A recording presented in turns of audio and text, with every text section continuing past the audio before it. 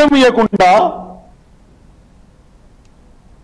అరసవల్లి సూర్యనారాయణ స్వామి ఆలయంలో రథసప్తమి ఉత్సవాలను వైభవంగా నిర్వహించేందుకు అన్ని ఏర్పాట్లు చేశామని కేంద్ర మంత్రి రామ్మోహన్ నాయుడు తెలిపారు.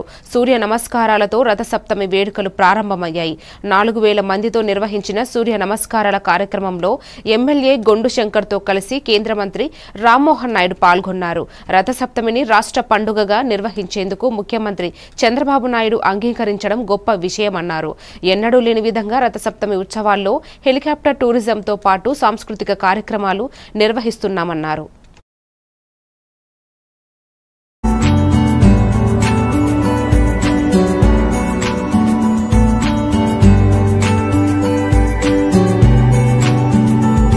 శ్రీకాకుళం జిల్లా అరసవెల్లిలో వెలిసినటువంటి సూర్యనారాయణ భగవాన్ స్వామి వారి తాలూకా రథసప్తమి ఉత్సవాల కార్యక్రమం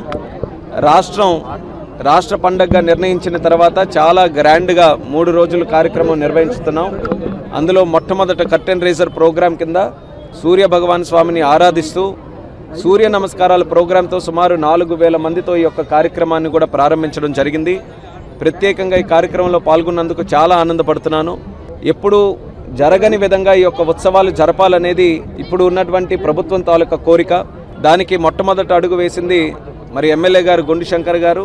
ఇది రాష్ట్ర పండగగా జరగాలని ఒక కోరిక ముఖ్యమంత్రి గారికి తెలియజేసిన వెంటనే శ్రీకాకుళం జిల్లా మీద ఉన్న అభిమానంతో ముఖ్యంగా అరసవల్లి దేవాలయం తాలూకా ఉన్నటువంటి ప్రత్యేకతను గుర్తించి ముఖ్యమంత్రి గారు కూడా దానికి అంగీకరించి రాష్ట్ర పండగగా చేసే అవకాశం మాకు కల్పించారు.